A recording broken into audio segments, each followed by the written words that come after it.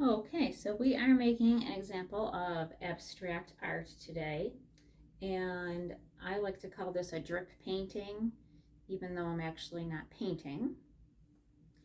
And so we are going to start with a white piece of drawing paper that's 80 pound. So I'm going to move my example up here. And we're going to color on this with marker. So this is a little bit thicker paper than a copy paper, okay? I did cut this down to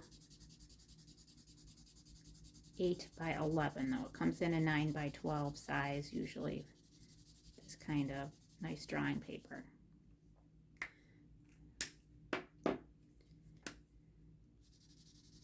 I wouldn't use regular copy paper for this project because the marker tends to just get absorbed by the paint.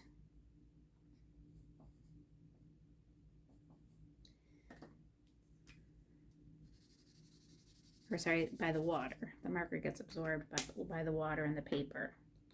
So it usually works out better if you use a better paper, and especially nice fresh markers, because if your markers are not fresh, you don't get a good drip effect from the marker and water together. So the colors that I chose were colors that were next to each other in the rainbow and next to each other on the color wheel.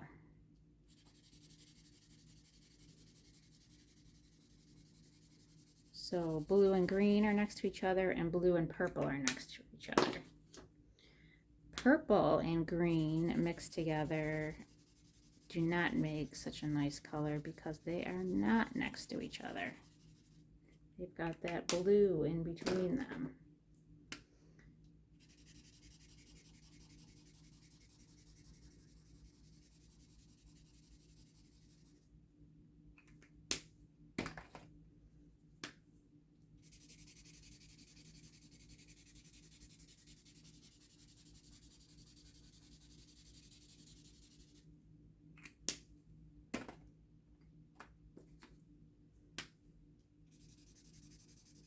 Oh, so here I am next to purple, next to green, so we can see how that would blend and what kind of a color we're going to get there.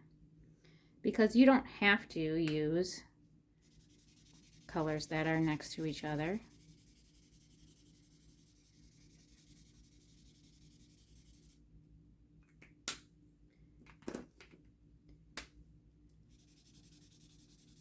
I used to have students use just cool colors or just warm colors, and that does have a nice effect, but then other times students have chosen just to use whatever colors they want and whatever colors they like. It still turns out neat.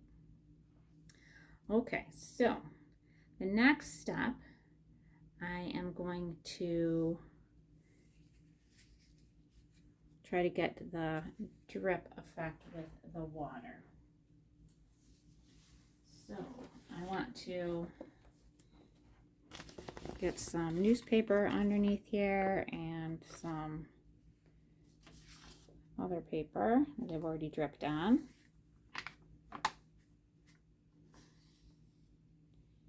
And then I'm going to spray with water.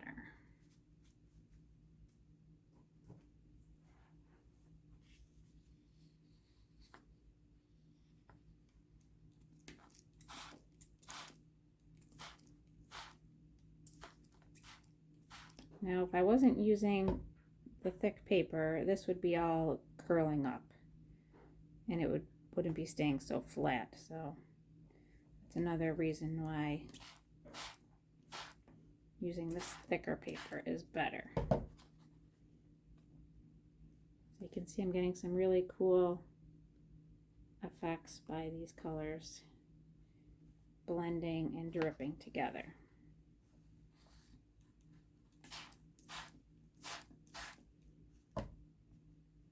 Now if you're not getting a whole lot of dripping, you might just need to add more water, more spray. So this is just a regular spray bottle with water on it. Pick one up at the Dollar Tree. And so here you see that really darker area. That's from the green and the purple mixing. So you might like that. It's usually something that I try to avoid, but can also give a cool effect. All right, and I'm not getting a whole lot of dripping down there at the end. So try to spray that area. Oh yeah, there we go. To get some more off of that. Now you might want to even experiment a little with your paper that got dripped on. You might end up using that as a finished work of art. Or you could take just a plain white piece of paper.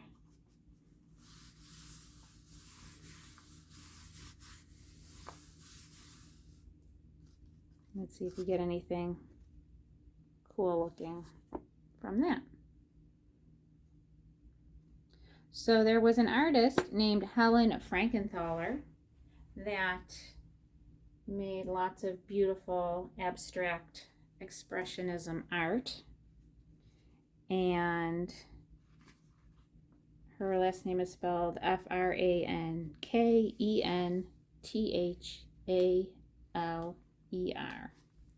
If you wanted to look her up. I found a beautiful painting that she did called Riverhead, and she would take her large canvases and put them on the floor and then use mops and sponges to sort of spread out her paints over her canvas. And it would give really cool effects for her art. So abstract art isn't supposed to look like anything. So she gave her title Riverhead, which maybe, might make you think of running waters. It doesn't have to look like real life. Okay. So here I've got my piece that's still drying, and then I can take, when it is dry, a little frame paper like this. Move it up just a tiny bit more, and then use my frame paper to find what I think is the most interesting part of my artwork. So I cut this into an 8x10 piece of paper. You can see it's a little bit smaller than my white. And then the opening is a 5x7. So this could fit into a nice 8x10 frame. And then the opening, like I said, is 5x7. So you just have to take some time and look at your artwork, the way it came out, which drips you find are the most interesting. Maybe you like more of the solid part and just a little bit of the dripping. You might want to do it a horizontal format rather than a vertical.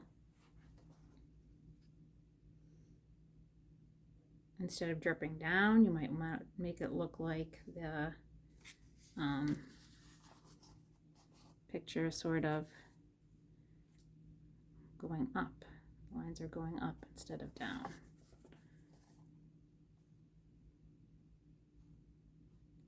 All right, so I hope you enjoy making this little abstract art project, one of my favorite kinds of art to make. Good luck with yours.